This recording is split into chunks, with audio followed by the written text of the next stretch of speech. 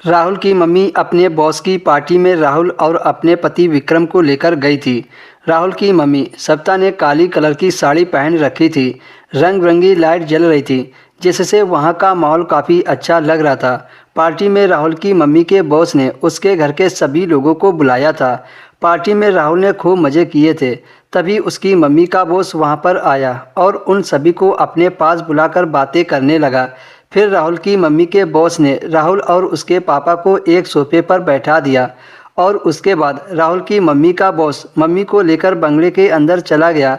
राहुल अपने पापा के साथ पार्टी का मज़ा लेने लगा। वहाँ पर तरह तरह के खाने के आइटम थे, जिनका स्वाद राहुल अपने पापा के साथ ले रहा था। वहाँ पर कुछ वेटर शराब के पैक भी सर्व कर रहे थे।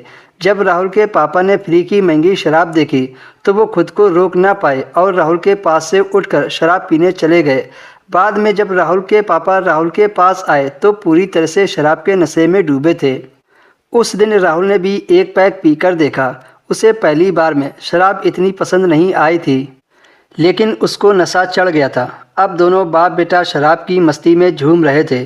तभी राहुल ने अपने पापा से कहा कि मम्मी को गए हुए काफ़ी देर हो गई है और अभी तक वो आई क्यों नहीं।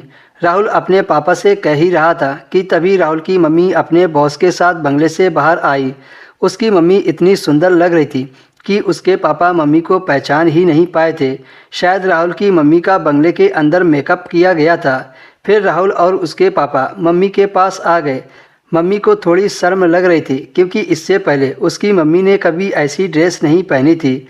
फिर राहुल की मम्मी खाना खाने चली गई, पर राहुल ने खाना खाने से मना कर दिया था। तो उसकी मम्मी अपने बॉस के साथ खाने का मज़ा लेने लगी। उनके बॉस ने अपने दोस्तों को डांस करने को कहा और डांस शुरू हो गया। जब राहुल की मम्मी और उनका बॉस खाना खाकर वापस आए तो उसके बॉस ने राहुल की मम्मी को डांस करने को कहा। पहले तो सविता ने डांस करने से मना किया, पर सविता के बॉस ने सविता का हाथ पकड़ा और उसको स्टेज पर ले गया।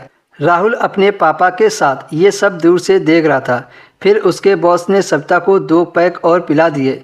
जब सविता को नशा चढ़ गया तो वह स्टेज पर डांस करने लगी।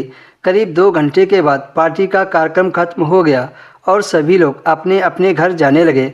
उसके बॉस ने कुछ काम को याद दिलाकर सविता को रोक लिया और राहुल और उसके पापा को घर जाने को कहा। बॉस ने एक ड्राइवर से राहुल और उसके पापा को घर छोड़ने को कह दिया।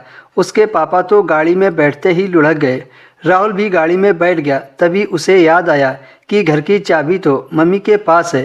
राहुल चाबी लेने के लिए फिर से वापस बॉस के बंगले में आया तो उसे एक कमरे से आवाज़ आती सुनाई दी। जब वह उस कमरे तक गया और खिड़की के अंदर झांक कर देखा तो उसके पैरों तले से ज़मीन खिसक गई, क्योंकि उसकी मम्मी अपने बॉस के साथ ऐसी थी जैसे रात में पति पत्नी होते हैं।